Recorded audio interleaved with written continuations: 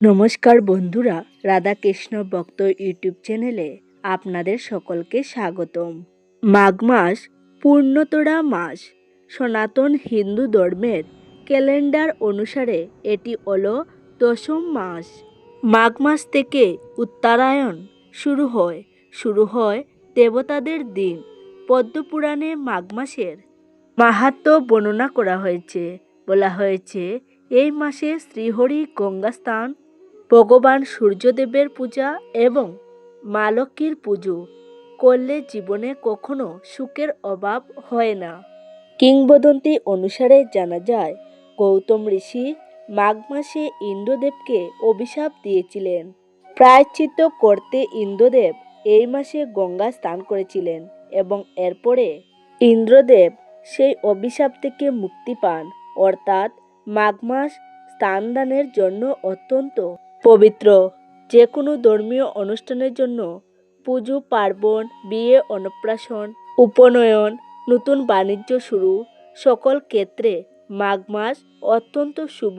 পৌষ মাসের সংক্রান্তি থেকে মাঘ মাসের সংক্রান্তি পর্যন্ত হিন্দু ধর্মে পূর্ণ স্থানের মাহাত্ম্য রয়েছে। মাঘ মাসে মাঘী পূর্ণিমা অনুষ্ঠিত হয়। এই মাসে গঙ্গা পূজারও বিশেষ মাহাত্ম্য রয়েছে। মাঘ মাসের মতো এমন পূর্ণ মাসে যে কাজগুলি করলে আমাদের সংসারে সুখ আসবে, ধন সম্পদ লাভ করব এবং সাধকের পাপ বিনাশিত হবে। আজকের পর্বে আমরা জেনে নেব মাঘ মাসে কী কী করা উচিত আর কী কী করা উচিত নয়। মাঘ মাসে স্নানের মাহাত্ম্য দেওয়া হয়েছে। এই মাসে প্রাতঃস্নান অর্থাৎ খুব সকালে উঠে স্নান করতে বলা হয়। আপনারা স্নানের জলে তিল ব্যবহার করতে পারেন। বিশ্বাস করা হয়, মাঘ মাসে দেবতারা পৃথিবীতে স্নান করতে আসেন এবং মানুষের রূপে তারা প্রয়াগে স্নান করেন। মাঘ মাসে প্রতিদিন সকালে সূর্যদেবকে অর্ঘ্য নিবেদন করুন। অর্ঘ্য নিবেদন করার সময় সূর্যদেবকে লাল চন্দন, লাল ফুল নিবেদন অবশ্যই করবেন এবং তামার পাত্র ব্যবহার করবেন। ভগবান শ্রীহরির নিয়মিত পুজো করুন, গীতা পাঠ করুন। আপনি যদি গীতা পাঠ করতে না পারেন, তবে গীতাকে পাঠ করলে সেটি শুনবেন।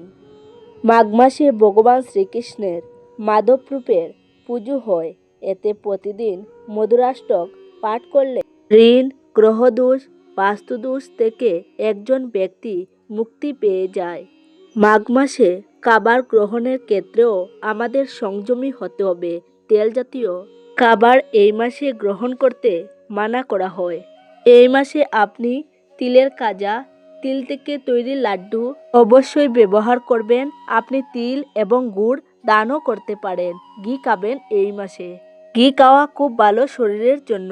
তিল এবং গুড় ব্যবহার করলে অর্থনৈতিক সমস্যা দূর হয়, স্বাস্থ্যের উপকার হয় এবং পুজো, স্থান, দান, তিল ভোজনে সুখ আসে। মাঘ মাস স্বর্ণ মাস, কিন্তু সকলের পক্ষে স্বর্ণ দান করা সম্ভব নয়। তাই এই মাসে আপনি অন্ন দান করতে পারেন। আপনার সাধ্যমতো অন্ন, বস্ত্র, তিল, গুড়, কম্বল, ঘি, গীতা, গম দান করতেই পারেন। আপনার কাছে কেউ এলে কখনোই খালি হাতে ফেরাবেন না। কিছু না কিছু তাকে দেবেন। এতে শনির গ্রহদোষ থাকলে 7.5 চললেও উপকার হবে। ভগবান শ্রীহরির সহস্র নাম পাঠ করুন, গীতা পাঠ করুন। দাম্পত্য সম্পর্ক ভালো থাকে, জীবনে সুখ আসে। মা লক্ষ্মীর পুজো করুন এবং সন্তান সংক্রান্ত সমস্যাও দূর হয়। মাঘ মাসে যে বিষয়গুলি আমাদের মাথায় রাখতে হবে। মাঘ মাসে দীর্ঘ সময় ধরে বিছানায় শুয়ে থাকা উচিত নয়।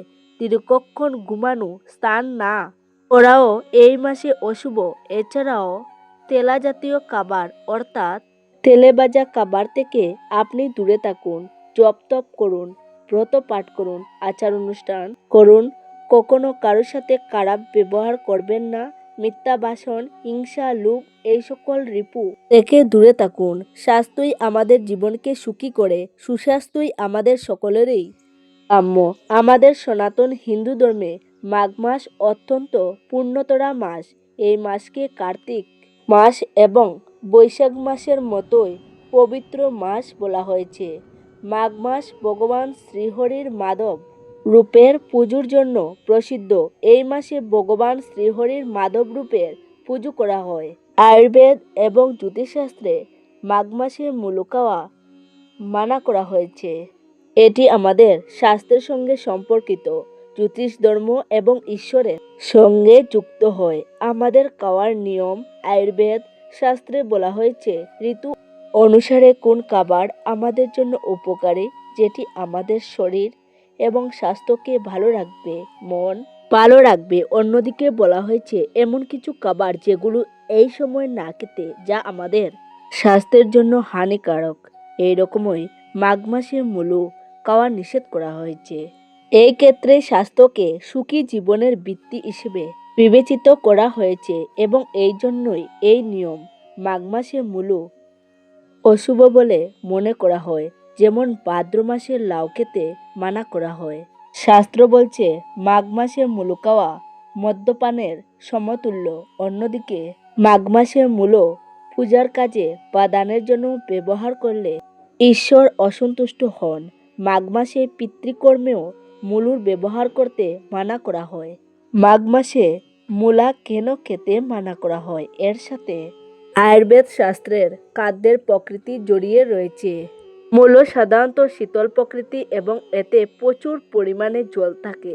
মাঘ মাসে প্রচুর ঠান্ডা থাকে, এই কারণে মূলো শীতল প্রকৃতির খাওয়ার হওয়ার জন্য এগুলো খেতে মানা করা হয়। এগুলো খেলে আমাদের পেট খারাপ হতে পারে, কাশি হতে পারে, পেটের কৃমি হতে পারে, জ্বর বা সর্দির আশঙ্কা থাকে, যা আমাদের সুস্থ জীবনের জন্য এবং স্বাস্থ্যের জন্য ক্ষতিকারক। এই কারণেই আমাদের জ্যোতিষশাস্ত্র এবং আয়ুর্বেদে খাদ্য অভ্যাসকে সুখী জীবনের চাবিকাঠি বলা হয়। তাই তো মাঘ মাসে মুলু খাওয়া নিষেধ করা হয়েছে। বন্ধুরা, আজকের ভিডিও এই পর্যন্ত। আপনাদের যদি ভালো লেগে থাকে তাহলে একটি লাইক করবেন আর আপনজনদের সাথে শেয়ার করে দেবেন। সবাই ভালো থাকুন, সুস্থ থাকুন। দেখা হবে নতুন একটি ভিডিওতে।